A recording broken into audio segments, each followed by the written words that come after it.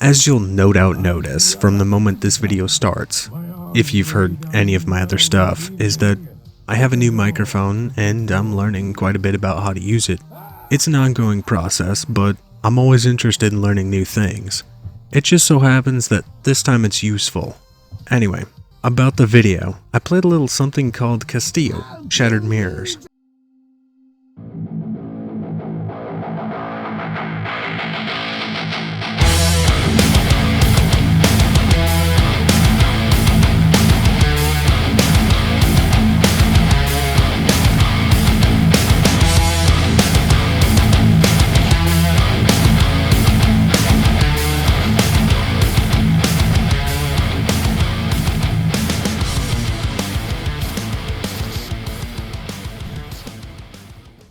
There's a lot to unpack here.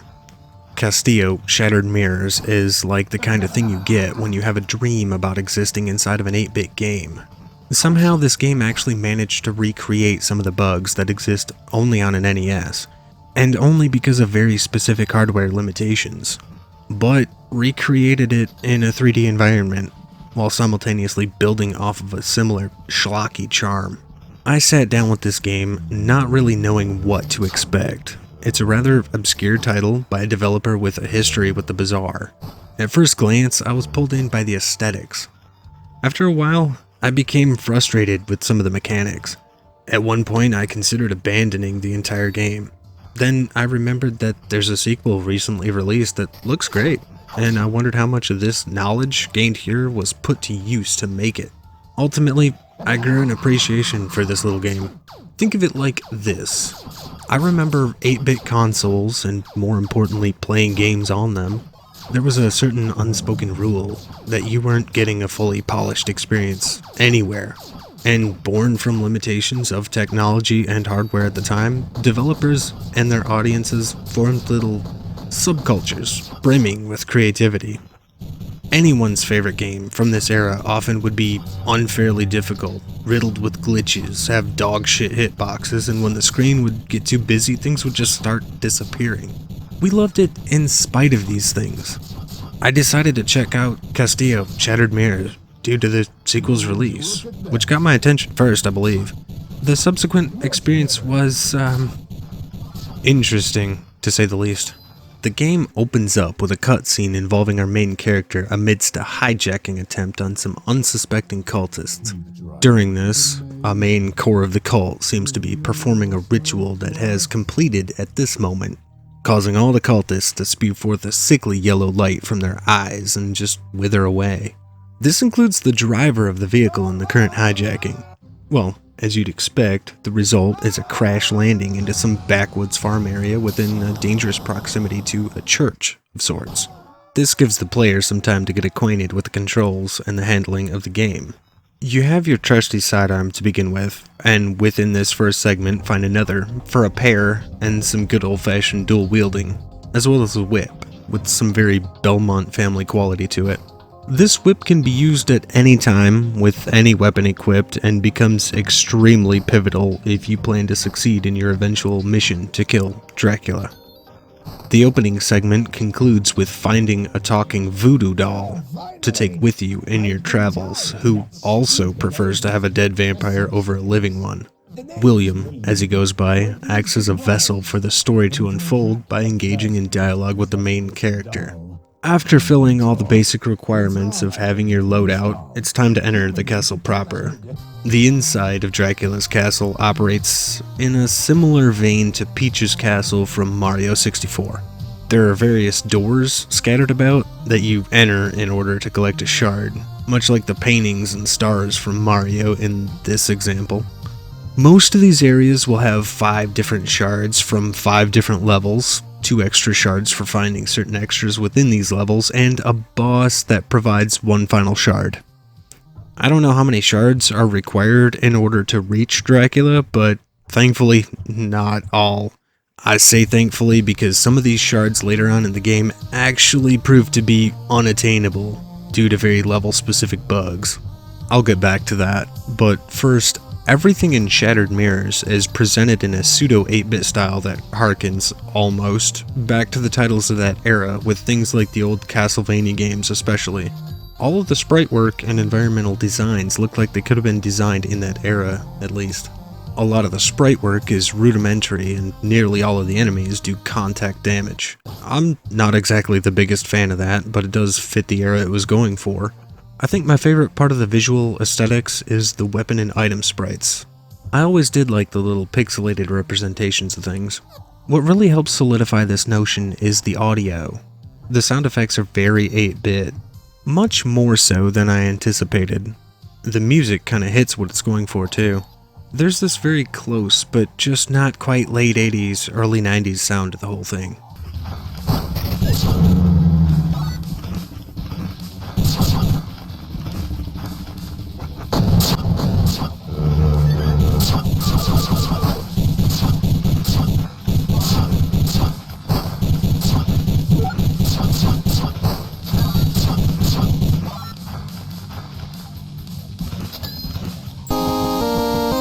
Then there's the voice acting, and I believe in an effort to match the aim of the sound effects and music, the voice acting is extremely bit crushed and quite a bit schlocky. This voice acting is used, albeit sparingly, throughout the entire runtime, as in some of the dialogues are text only. Most of the interactions with William are voiced, as well as pretty much anything else that is centric to the story. It just so happens that nearly all story-centric dialogues are with him. Intellect in your subpar aim. We can do anything.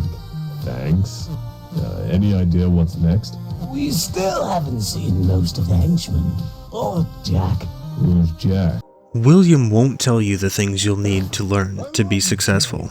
For that, you'll have to learn on your own. For new enemy and level types, you'll be filling a Necronominary, a bestiary for levels as well as enemies, with each new encounter. You're encouraged to take a moment to read up on the new things you see each and every time you fill a page. Sometimes this contains useful information too, especially for the more unique enemy types. Still, that's not going to be everything you need to know.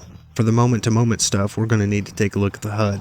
It's very basic, and that's fine. Your health is displayed at the top left as hearts, and while you can get more heart containers, you'll only be starting each level with a handful of them. And due to some jankiness, they can evaporate fast. It's better to avoid taking risks.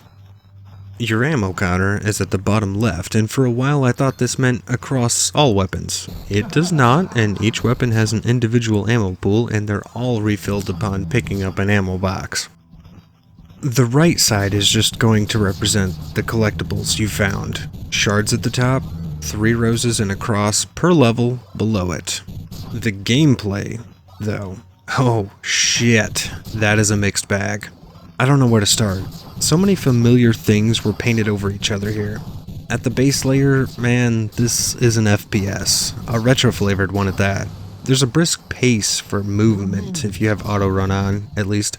Though I'd say it still feels a bit slow, but that I'm going to put on the level design. Most of these levels are rudimentary, and in a vacuum that can be fine.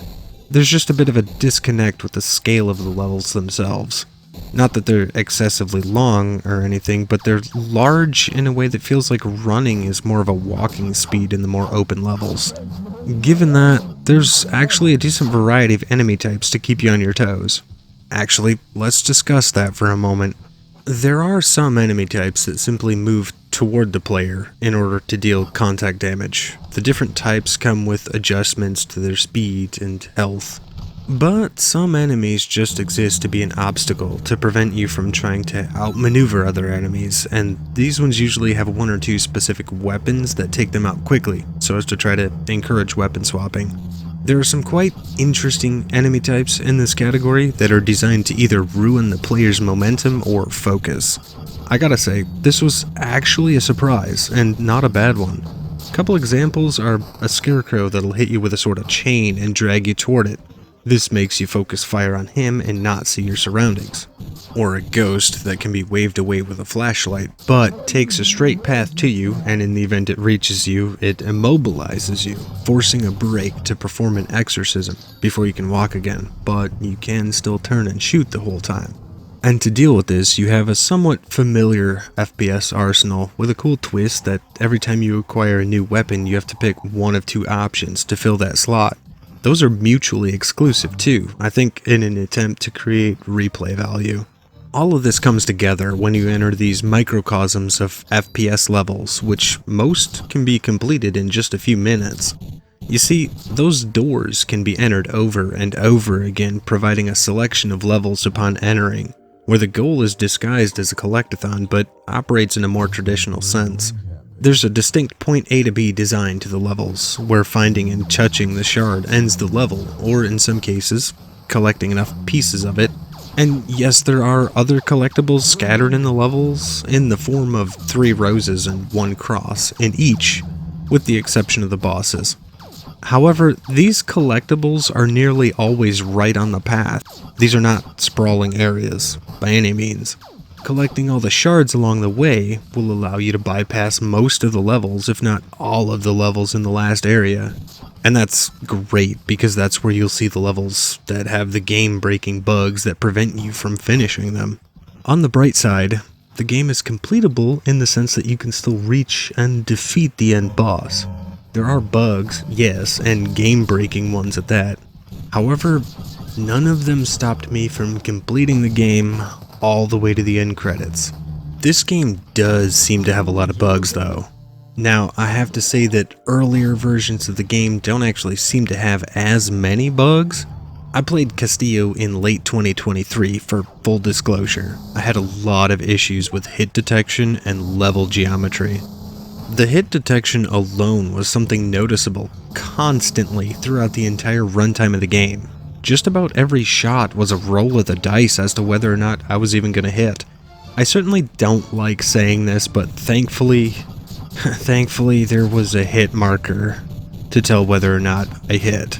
What I would have liked to have seen, along with better hit detection, is the enemies reacting to being hit. That can go a long way for the engagement of the player. Personally, I feel like without that back and forth negotiation of damage mechanics, the experience can get to feeling a little like sterile target practice. The level geometry, on the other hand, is just flat out broken in some levels. Slopes and ramps seem to confuse the engine pretty bad. I can think of one example off the top of my head where just starting the level had me immediately falling through the floor, because the level started on a ramp.